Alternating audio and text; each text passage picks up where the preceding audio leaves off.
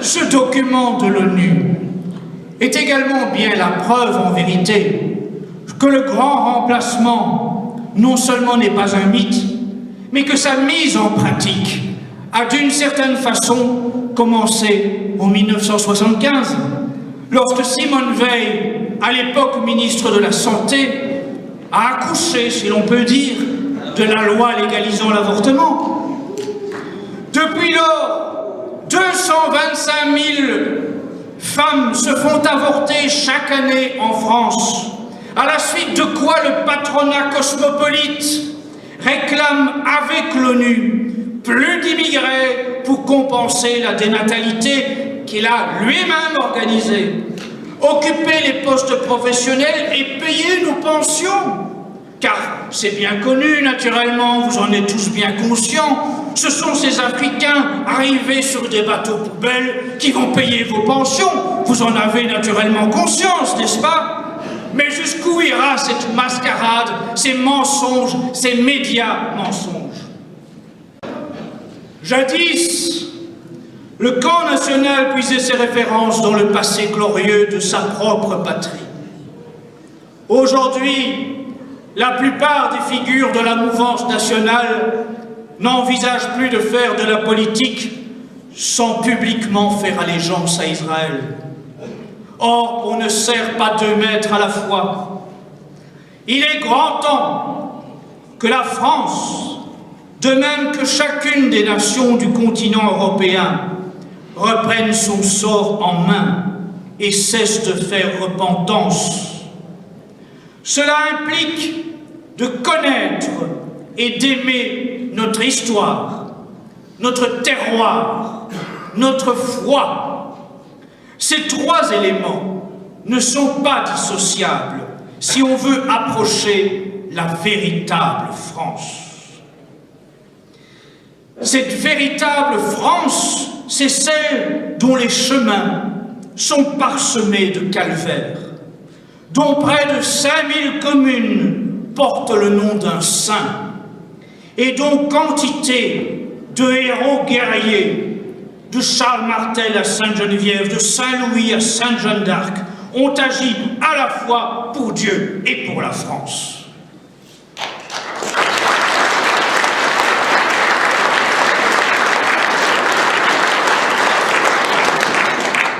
Chers amis, si nous voulons nous libérer du grand remplacement, sous toutes ses formes, de quelque rive du Jourdain qu'il vienne, ça demandera que la France et les mouvements qui prétendent défendre la France et les Français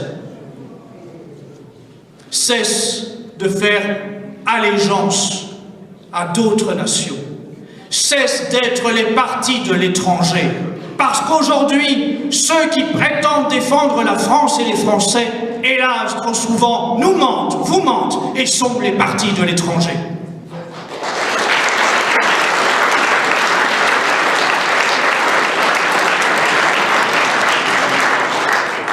Le grand remplacement aujourd'hui, on ne le dira jamais assez.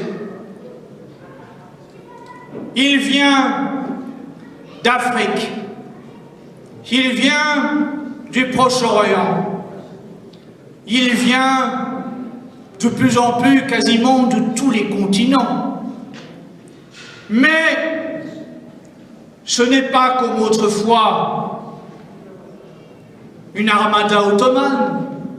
Ce ne sont pas des émirs et des sultans qui ont dressé une multitude et les ont fait monter sur des bateaux. Non. Ceux qui l'organisent cette fois-ci portent d'autres noms, ont d'autres titres. Ils ne sont pas sultans, ils ne sont pas émirs. Ils sont de la haute finance apatride et cosmopolite. Ils s'appellent Soros, ils s'appellent Attali, ils manipulent la planète entière. Ils organisent le grand remplacement sous ses multiples facettes. Ce sont eux les auteurs du grand remplacement. Ce sont eux les causes de ce que nous vivons. Ce sont eux les cibles de notre résistance.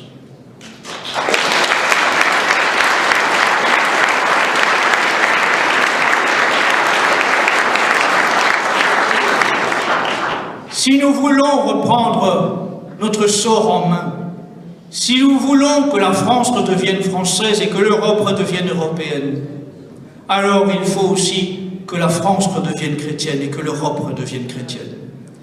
Il faut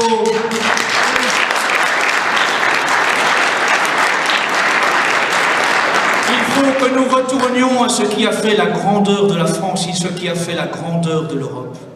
Il faut que nous nous souvenions de ce qui a formé, forgé l'âme de nos peuples, ce qui a fait de nos ancêtres les bâtisseurs de ce dont nous sommes les héritiers et dont nous avons la charge et le devoir d'être les transmetteurs.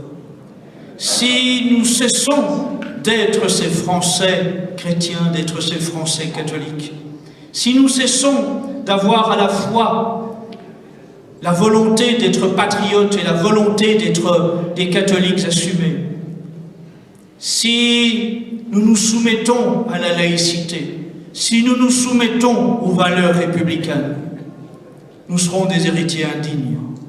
Nous serons des traîtres non seulement à notre patrie, mais à nos familles, à nos ancêtres.